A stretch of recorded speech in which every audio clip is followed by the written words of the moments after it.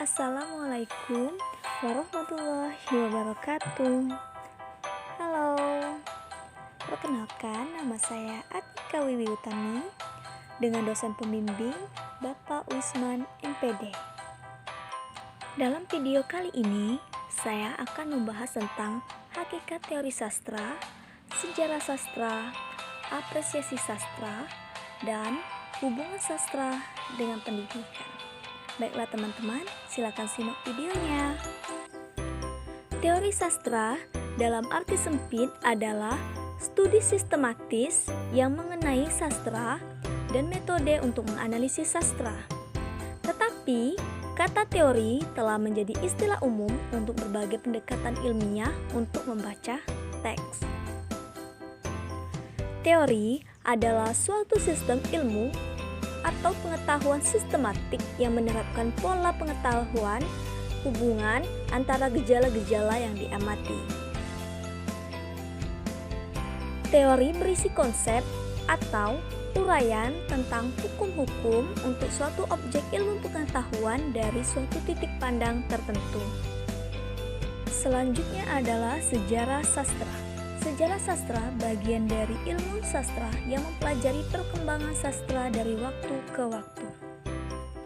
Di dalamnya dipelajari ciri-ciri karya sastra pada masa tertentu, para sastrawan yang mengisi arena sastra,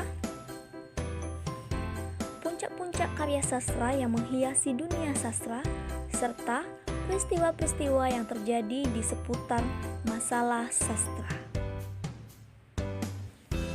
Sejarah sastra adalah perkembangan historis tulisan dalam prosa atau puisi yang berupaya memberikan hiburan, pencerahan, atau instruksi kepada pembaca, pendengar, pengamat, serta pengembangan teknik sastra yang digunakan dalam komunikasi karya-karya ini. Tidak semua tulisan merupakan literatur.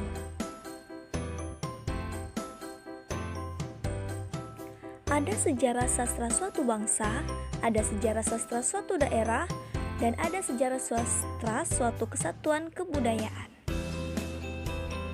Ada pula sejarah sastra berdasarkan jenis atau genre sastra, ada pula sejarah sastra komparatif.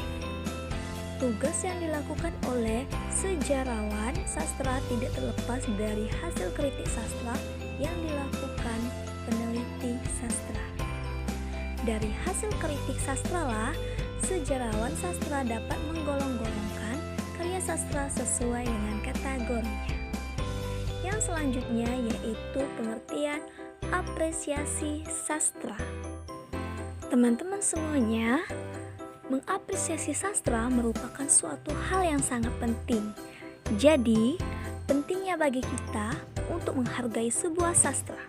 Apresiasi sastra adalah memberikan penilaian terhadap karya sastra jika Anda mengapresiasikan sebuah karya sastra. Maka, Anda melakukan kegiatan pengamatan, penilaian, dan memberikan penghargaan terhadap karya sastra tersebut.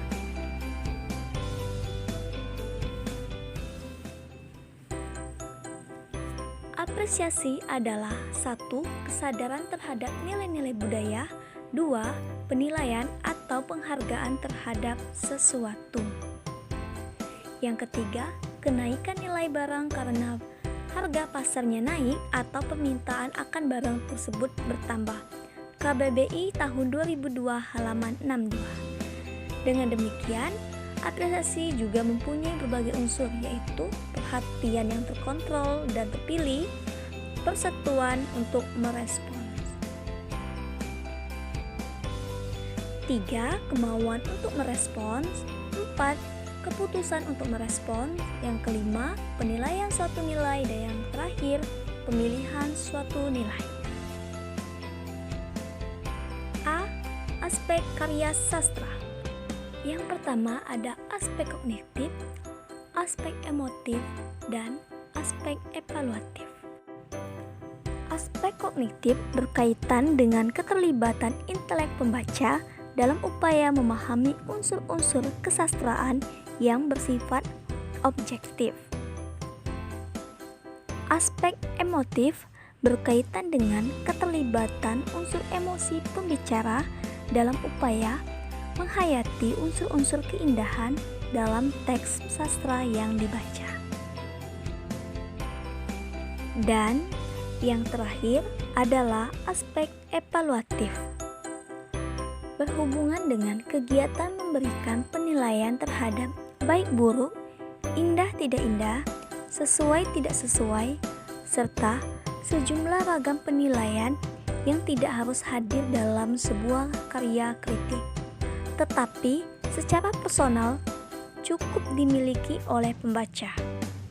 Dengan kata lain, keterlibatan unsur penilaian dalam hal ini masih bersifat umum, sehingga setiap apresiator yang telah mampu merespons teks sastra yang dibaca sampai pada tahapan pemahaman dan penghayatan, sekaligus juga mampu memberikan penilaian.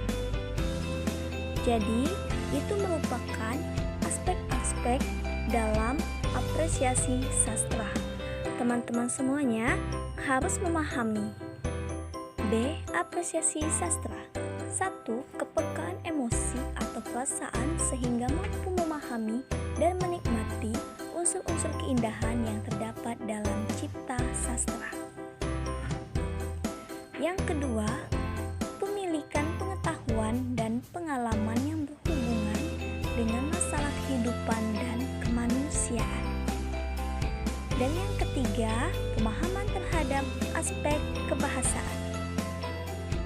Yang keempat, pemahaman terhadap unsur-unsur intrinsik cipta sastra. C. Pendekatan dalam apresiasi sastra. Pendekatan parafrastis. Pendekatan parafrastis adalah strategi pemahaman kandungan makna dalam suatu cipta sastra dengan jalan mengungkapkan kembali gagasan yang disampaikan pengarang.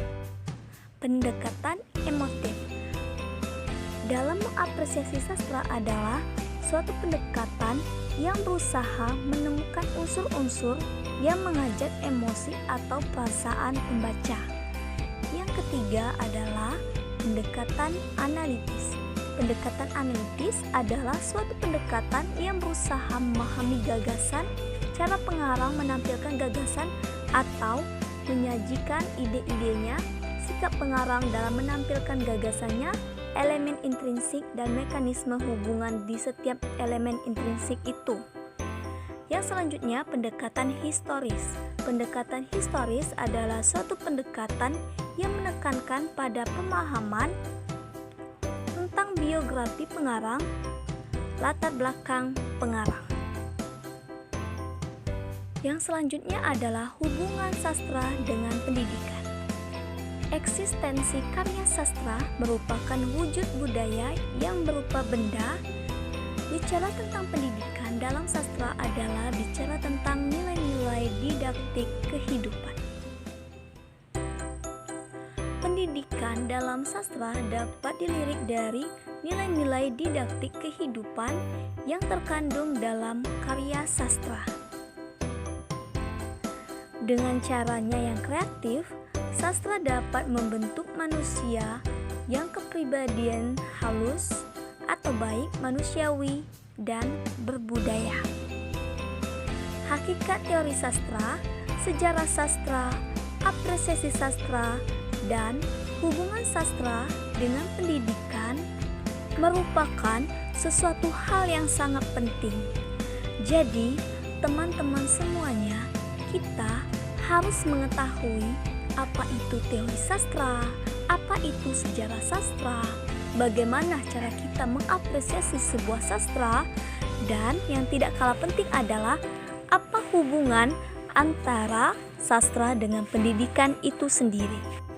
Untuk teman-teman semuanya, jangan lupa memperdalam ilmu sastra ya, karena ilmu sastra merupakan hal yang sangat penting. Terima kasih untuk semua teman-teman yang sudah menyimak video ini. Semoga video pembelajaran ini merupakan